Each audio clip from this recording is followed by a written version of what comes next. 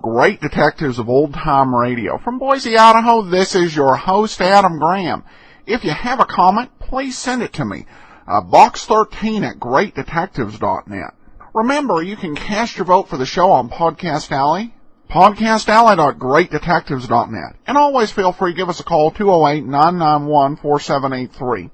Well, before we do get started with today's show, I do want to encourage you, if you've not already, to check out my wife and I's book, Tales of the Dim Night. It's a great superhero parody with a lot of homages paid to the superheroes of ages past, and it's available in paperback or in a wide variety of ebook formats. You can read more, including the first chapter and a lot of the interviews we've been doing.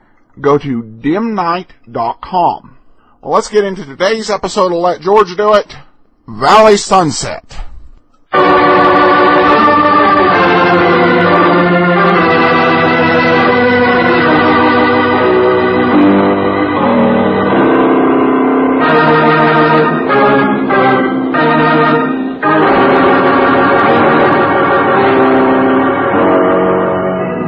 Standard of California, on behalf of independent Chevron gas stations and standard stations throughout the West, invites you to Let George Do It.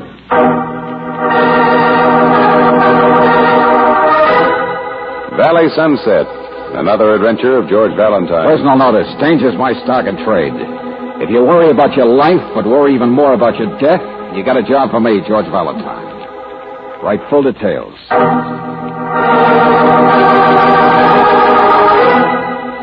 Dear Mr. Valentine, I mustn't let anyone know that I'm writing to you. But they're all busy repairing one of the winery trucks tonight, and I've sneaked off to the safety of my childhood dollhouse. They say that some people can feel death like dogs can or coyotes. Well, I know that my uncle will die sooner or later. But what if my own brother should kill him? Or if he should kill my brother? Mr. Valentine, it's like when the dust lies in the grapevine so thick you can't tell what's underneath, whether there's ripening fruit or a rattlesnake. But there is something horrible that I can't find out alone, because after all I am only a prisoner in this strange world. And it's signed Rachel Agaginik. Uh-huh. Any address, Brooksy? Yeah, well, let's see. It's on the back with a little map. The closest city is Fresno, I guess. Uh-huh. 60 or 70 miles, care of Valley Sunset Wineries. Because after all, I am only a prisoner in this strange world. Uh-huh. Valley Sunset.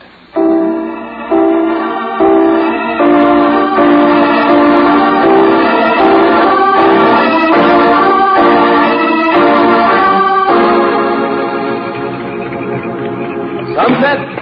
Valley Sunset? What do you expect out of Hades, my friend? Road signs? Hades? Sure. Whose hinges it is hotter than. Yeah. Now, look, I'm sorry I flagged you down, but... But why? Unhappy? I noticed you were carrying very valuable freight. What's that? Hello, goddess. Oh, hello. On a day like today, you look better than a cold beer. Yes, well, get your foot off the brass rail. What's the matter? Haven't I got time to say any more before your boyfriend hits me? Okay, smart boy. Just pull off and tell us where we are, huh? The world, United States, heaven, Valley Sunset. What? A Gajanik property. You've been on it for the last 5 miles. Yeah, but we haven't seen the winery or the ranch house of... You won't for another 5 miles, straight ahead. Oh, I see, a small type farm. Yes, indeed. The kingdom of Limbo. Irrigated by the sweat of man, dedicated to the sweat of the great. Do you ever make sense? But of course not. I'm a poet.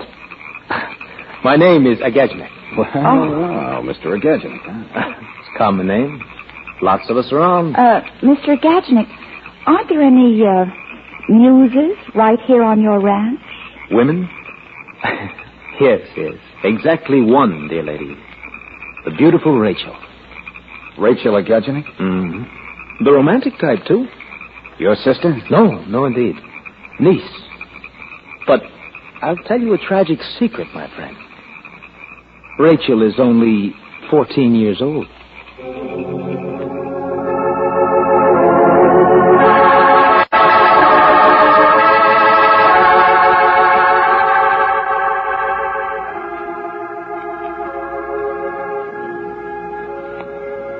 My childhood has passed me, Mr. Valentine. I'm not like other girls.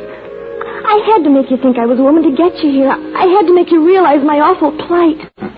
Yes, your awful plight. Now, look, Rachel, you said you were a prisoner, and what do we find? You live in a beautiful house. You've got one of the finest record collections I've ever seen. But nobody comes to the dress house. you have on is at least Saks Fifth Avenue. But I don't like the color. I didn't pick it out. It isn't proper for a girl my age. Who says so? That's the way it was in his old country, I guess. He picks out everything for everybody. He? Joseph, the oldest, the head of the family. Oh, the old-fashioned patriarch, huh? My uncle, Mr. Valentine. Now, don't tell me Joseph has black hair and is tall and has a crooked smile. No, that's my Uncle Silvio Agajanic. Silvio? Wouldn't you know, the poet? He is a poet. Well, at least he had a poem published once. Uncle Joseph is awfully proud of it. Yeah, well, Rachel... Silvio does lots of things. He doesn't waste his time on the farm. And you know, he's the only one who ever pays any attention to me. He's a romantic kind of person.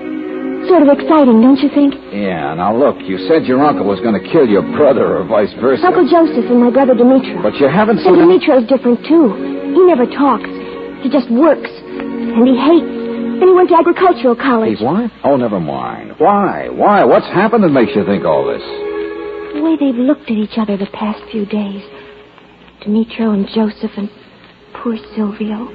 It's nothing definite, Mr. Valentine, but I feel it. Wait, look, And Rachel. it feels horrible. It does. I'm not inventing it. I'm not lying. I don't want it to be there. It's like my music, Mr. Valentine.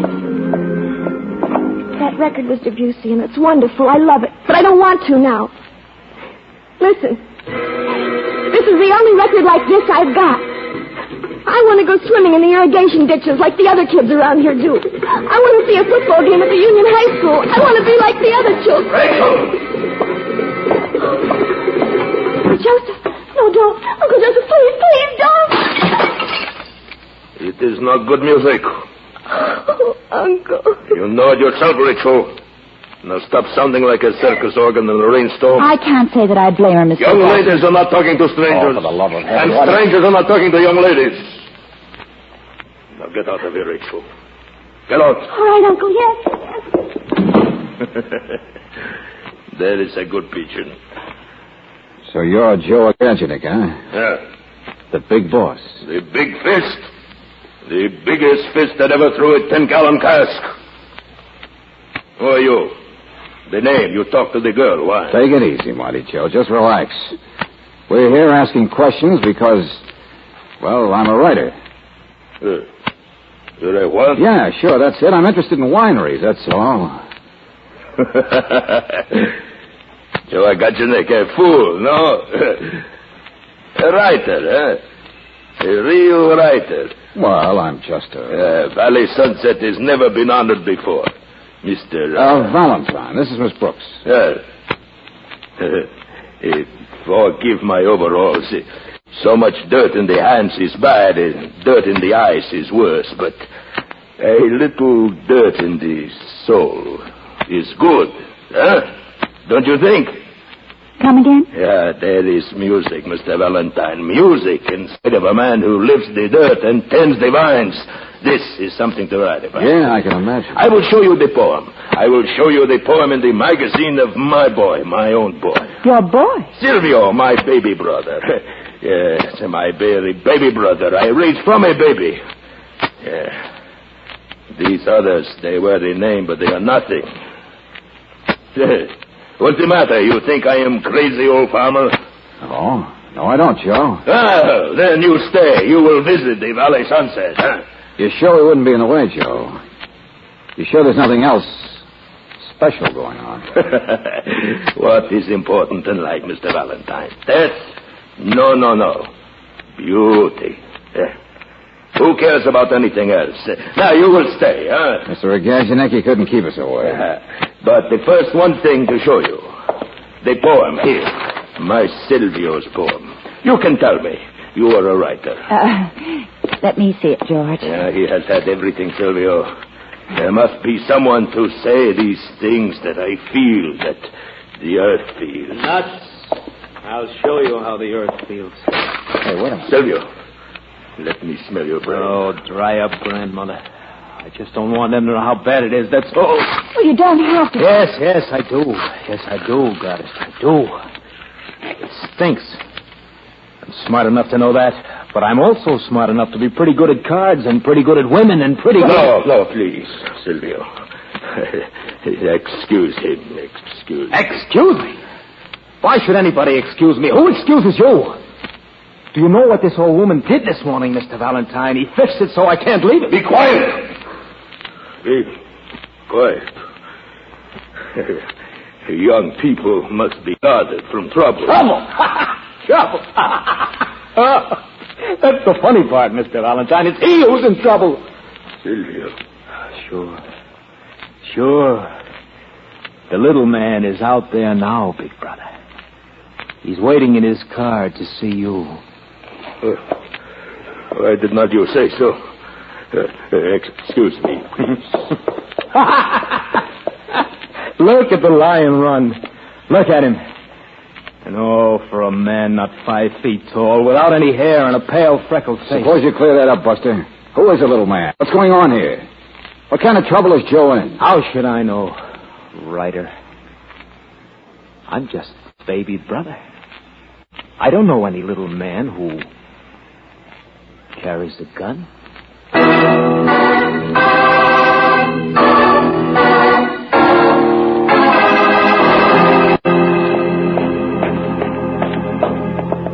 Hey, look, your name is Dimitro, isn't it? Yes, of course, Mr. Valentine, but I'm busy right now. My uncle goes to town on Mondays, and I've got to see him first. Joseph? Well, I think he's talking to some man outside. I don't care. I've got to see him first. Well, it says that Silvio suggests... Silvio's a loafer. He doesn't know a wine bat from a pickle barrel. Only, why don't you two tell the truth? You're not interested in wineries. You're interested in us. Look, all we want... Sure, I know. You're friends of Rachel's. Okay. Well, I'm not afraid to tell you what's going on. Joe sold some property. Oh? Well, what's that got to do? Family property. It belongs to all of us. It's like selling a hand. Only a few days ago, Joe goes out on the QT to raise himself $20,000, and he... Get back to the fields. Get back out to the fields where you belong. Now, wait a minute, Uncle. I am head of this family. You will do what Joe says. And I wanted to ask you... I do not have to explain to you anything. It is my family, mine. One of the boys was cleaning your car up. There's dried blood on it. Hey, cut it out. Oh, George, stop him! Oh, George, you'll kill him! Out here. Get over, you crazy fool. You'll kill him. Stop it. You're killing him. Uncle Joseph. Get out of here. Uncle, he's gone. Get out of here, pigeon. This is no place. What's up, boy? What did you say, kid? What's the matter? He's gone, Mr. Valentine. It's Silvio. He's run away. No. Silvio can't go. He knows what will happen. It was fixed so he can't run away. No, he hasn't. Silvio, where are you? Silvio!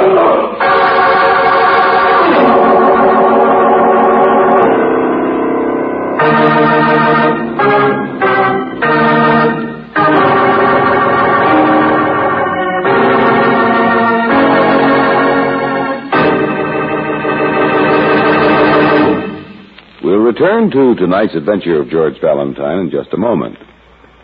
If you spend a little more money than you'd planned on for your summer vacation, you may want to tighten up the family budget. So let me tell you how RPM motor oil helps you economize. It's as simple as this. Engineers have proved that 80% of internal engine wear starts when your car is standing idle. It's the result of acid-laden moisture forming on cylinder walls the moment you cut the ignition. But the cause of this 80% of wear, known as internal engine rust, never even gets started when you use RPM. This premium quality motor oil contains an adhering agent, one of several compounds added to RPM. Because it's compounded, RPM keeps a moisture-proof oil film on cylinder walls and other vital parts, puts a stop to that high-cost corrosive wear. No wonder RPM is so popular. In fact, it's first choice in the West. Depend on RPM, the oil that stops 80% of engine wear. Get RPM at standard stations and at independent Chevron gas stations where they say and mean, we take better care of your car.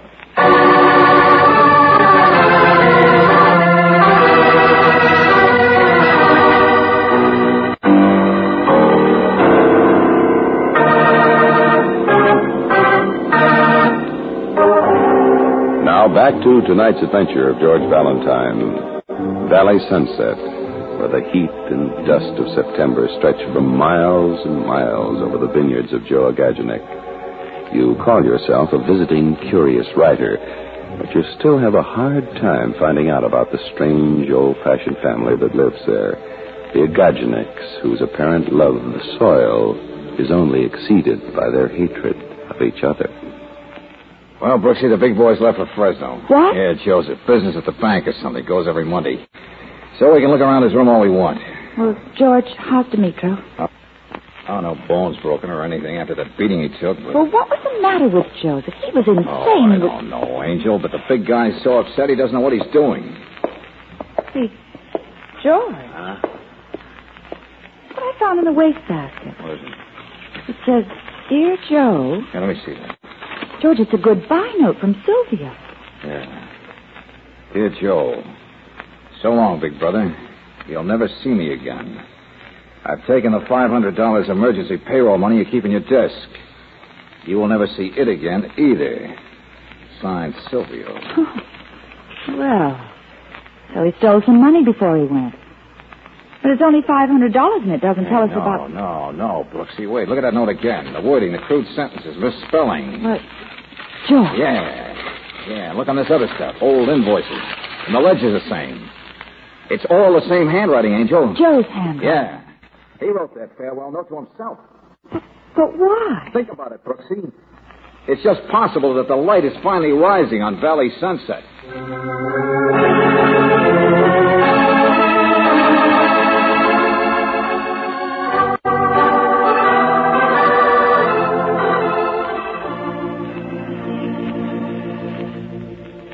Mr. Simpson, you represent the law in this country, and fried blood on a fender could mean hit and run, couldn't it?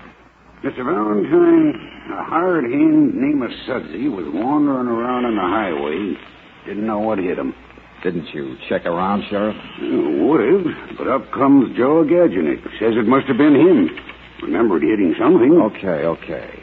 So Joe Agaginik hit a guy named Sudsy. That's all there was to it. Wasn't there any trouble, any charges preferred? Why should there be? Everybody knows Joe. Oh, maybe he paid the hospital bills and bought Sudsy a few cigars. We kept it quiet. A few cigars. Would all that cost as much as $20,000? $20,000? All right, then try this one. Is Sudsy by any chance a little guy, not 5 feet tall, without any hair and a pale, freckled face? A little man who might carry a gun? No. Oh, Mr. Simpson, you're a well of information. Take it easy. Who works for him, though? Huh? Ty Wendell's the little guy Sudsy works for. Ty Wendell, huh? Mm-hmm. But he's got a permit for the gun. Owns a little roadhouse out here to shake the yokels. Nice guy. You don't like him? Oh, I knock over his slot machines once a month. Best I've ever been able to do. Why? Got any ideas?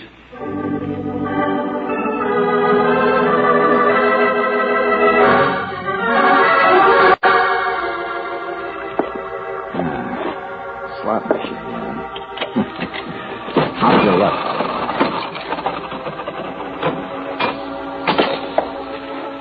3 lemons. Oh, well. Wendell.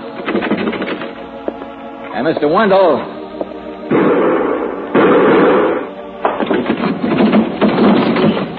Mr. Wendell, where? 3 lemons for you, too, huh?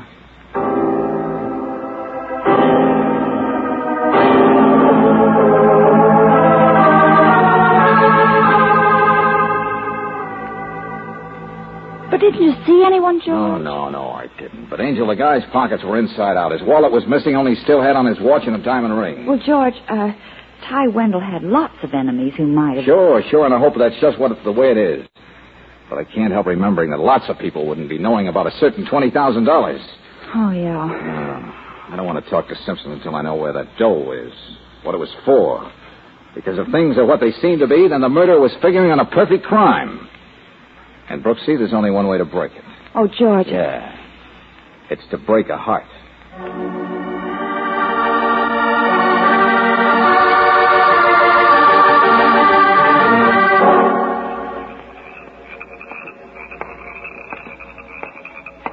Hello, Joe. I've been waiting for you. Is he home, Mr. Valentine? Has he come home? Silvio? No.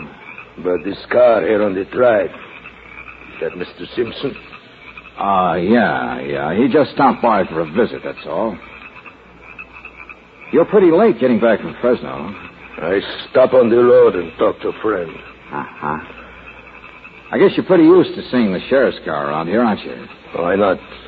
Valley Sunset is a small world. I guess you're used to seeing lots of police cars. Mr. Valentine, please, I am very tired. I guess your brother is almost always in trouble, isn't he? Please, no. Now, listen to me, Joe. A week ago, a guy named Sudsy was smacked on the road. It was hit and run until you showed up to take the blame for it, to hush it up. Get away from that door. But you don't drink. You're not careless. You would have known what you hit. It was Silvio, wasn't it? He was the one who could have been nailed for drunken, reckless hit and run, prison, everything else. I'm going I said, listen to me. I just wanted to know one thing, Joe. Did the guy Sudsy worked for figure it out, Ty Wendell? He's a crook anyway, Joe. Did he come around to you to ask for blackmail for $20,000? Yeah, Mr. Valentine, I gave Ty Wendell his cash this morning. Yeah, I was afraid it was that way. It was the only way. But selling some vineyards to raise the money, like my arm, piece of my soul. Yeah. That's why you finally got tough with the boy, isn't it?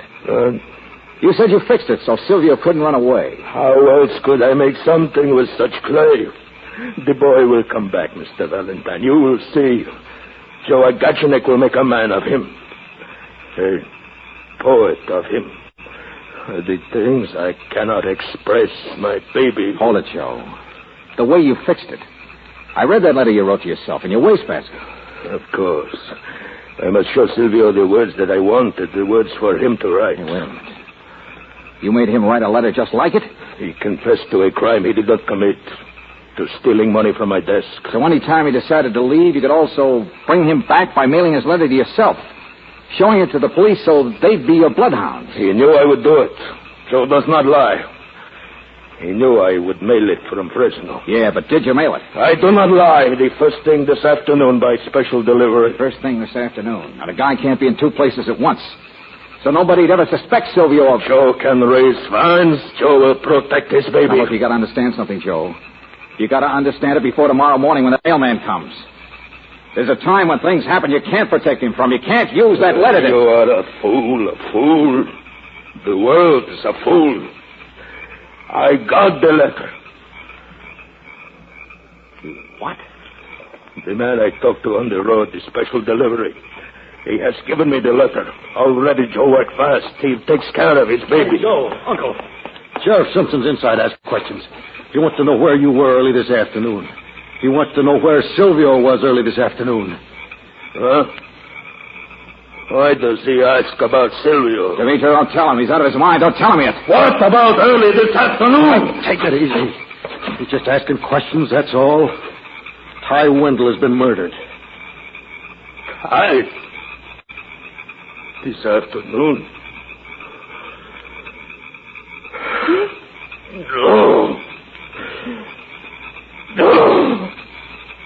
No, not my Silvio. Not my baby. Silvio, Joe will take care of you. Joe will...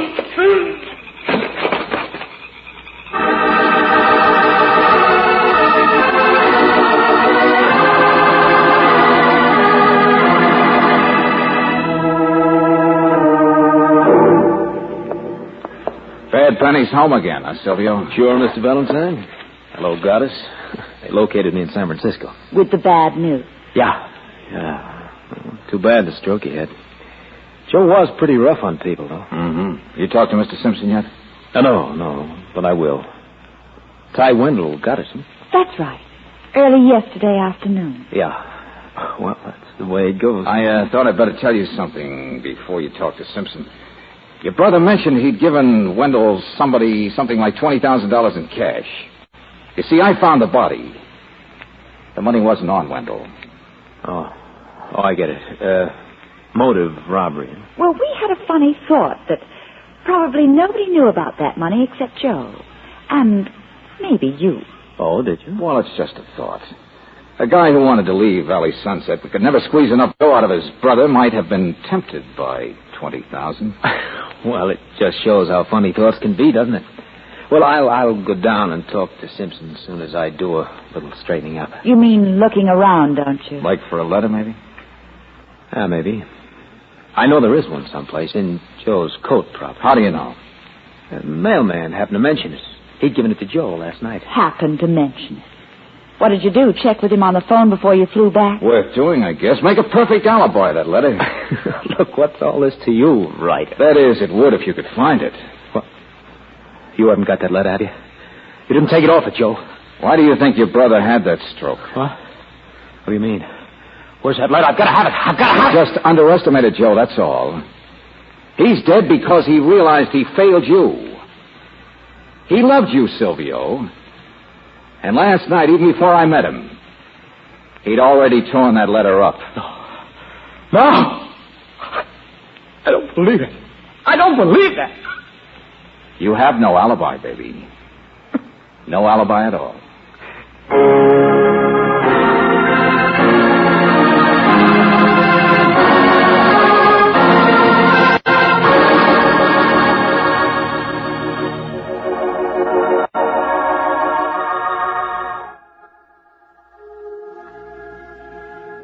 When the dust lies on the grapevine so thick, you can't tell what's underneath. Whether there's ripening fruit or a rattlesnake asleep in the hot shade. Hey, Rachel, look, kid, snap out of it, will you? We gotta leave you now. I'm all right, Mr. Valentine. Of course you are, Rachel. Now you'll do all the things you want to. You'll swim in the irrigation ditches and go to the football game. It's poetic, isn't it? Huh? What I mean is, maybe I could say some of those things Uncle Joseph thought should be said. The vines and the earth and... I think you can do it. Demetra will take care of the vines. Poetry, beauty, and grapes. You know, Angel, I think Joe's going to have the kind of monument he'd like.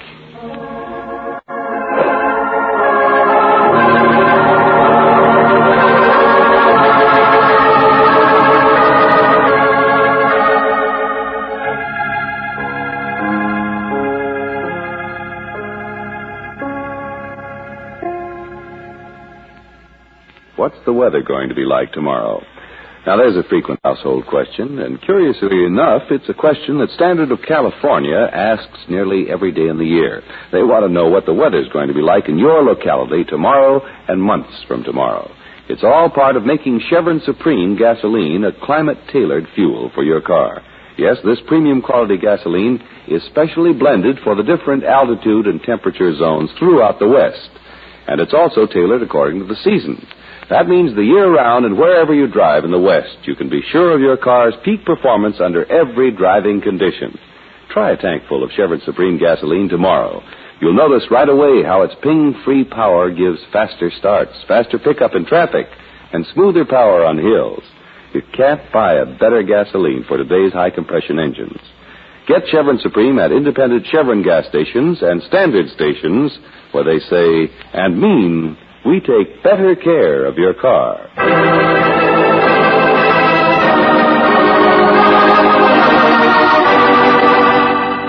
Now, ladies and gentlemen, here is Robert Bailey. This year's nationwide polio epidemic is the most disastrous in our history. Money set aside to pay for care of victims is being used up at the rate of $100,000 a day. Without your help, this fund will be exhausted in 2 weeks. So help America's children today. Send your dimes and dollars to Polio, care of your post office.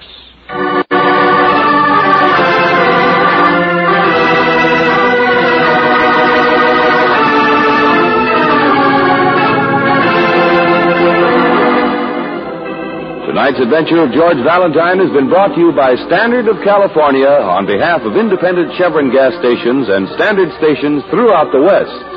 Robert Daly is starred as George with Francis Robinson as Brooksy. Let George Do It is written by David Victor and Jackson Gillis and directed by Don Clark. Also heard in the cast were Jane Webb as Rachel, Bill Conrad as Joe, Tony Barrett as Silvio, Joe Duvall as Simpson, and Clayton Post as Dimitro. The music is composed and presented by Eddie Dunstetter, your announcer, John Heaston. Listen again next week, same time, same station, to Let George Do It. This is the Mutual Don Lee Broadcasting System.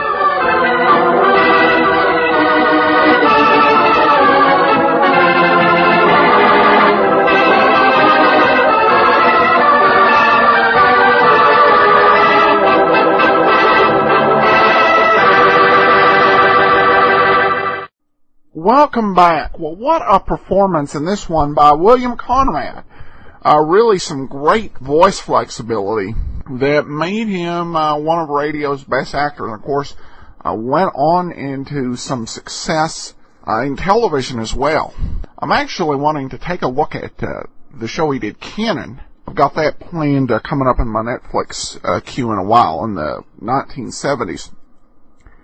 Of course, this one was less of a mystery, more detective drama, but it was really, I think, well done here.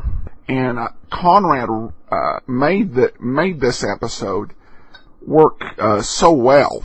Well, we do have one listener question and then a comment from Podcast Alley. Tim emails in, good evening, Adam. I enjoy listening to the great detectives of old-time radio on my iPod. My son enjoys listening to the program as well, but he does not have an iPod. How can he download the programs on his MP3 player? Well, I answered him, but I'll answer a little bit on this episode as well, in case you run into this with someone else who doesn't have iTunes, or, of course, the Zune software. The easiest client I've found is Juice, and it's available for download at juicereceiver.sourceforge.net. But if you just do a search for Juice and iPodder, you'll find it on Google. You can also directly download every episode we've done right off of the greatdetectives.net page.